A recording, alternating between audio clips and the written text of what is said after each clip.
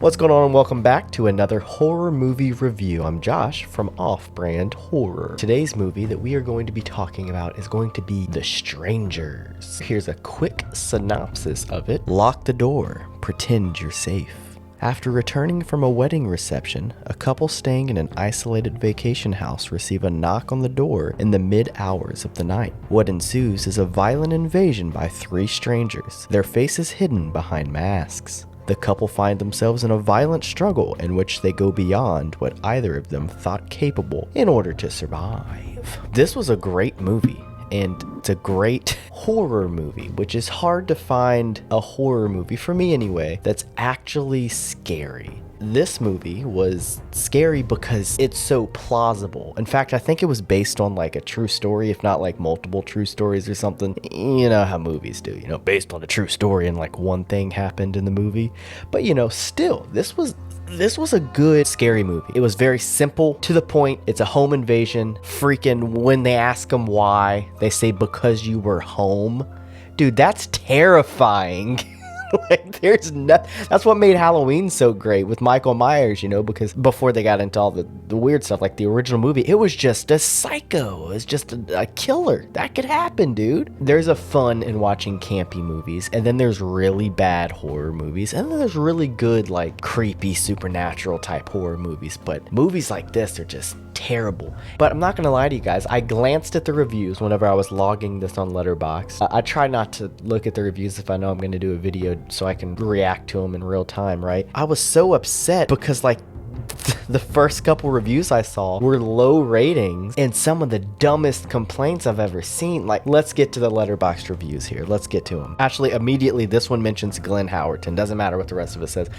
I completely didn't know Glenn Howerton was in it, which, if you don't know, is Dennis from It's Always Sunny in Philadelphia. Which, if you don't watch that show, go watch it because it's a great show that's been going on forever. He shows up and I was like, oh my God, I didn't know he was in this movie. That's great. I wish that, and I think that's what this review is just saying basically, is I wish that they would have made more use of him. I wish he would have been in it for a little longer. And that's all I'll say about that. Okay, so Adam Bolt says 2 stars. Ooh, so spooky. He wears scary mask. Ooh, loud jump scare noise. Ooh, wow, so scary. Hey, guess what? It is scary, you idiot. Because that could happen. If someone broke into your freaking house with a mask on, I guarantee you wouldn't go, ooh, scary. What do you want? A levitating freaking little girl going, ah. I'm sorry that it didn't have a deeper issue. I'm sorry that someone wasn't addicted to drugs to make you sad, and that it didn't have this deeper meaning in the movie. This movie just had so many great things about it. Like, hey, this movie had Bluebell ice cream. The dude's sad and he sits down and eats Bluebell, all right? Now that hits close to home for me. And then they play some freaking Merle Haggard. The killers put on Merle Haggard while they're tormenting the people. I turned 21 in prison. Freaking love that song. Freaking love Merle Haggard. Freaking love Bluebell ice cream. Freaking love home invasion movies. This movie was fantastic. Dude, if a killer put on freaking Mama Tried on a vinyl while he was hunting me down, I'd just start singing in the closet. I'd be like, come on, dude.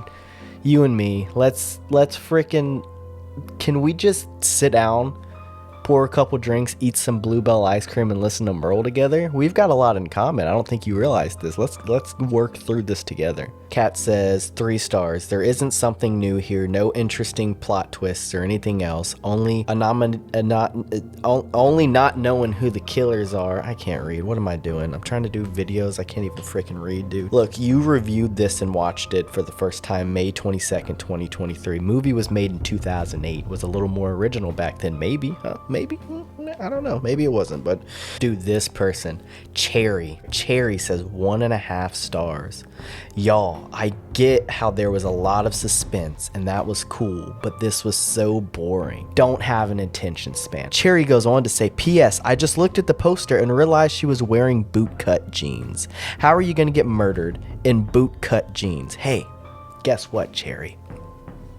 Bluebell ice cream plus Merle Haggard equals this was Texas. In Texas, we wear boots. When you wear boots, you wear boot-cut jeans.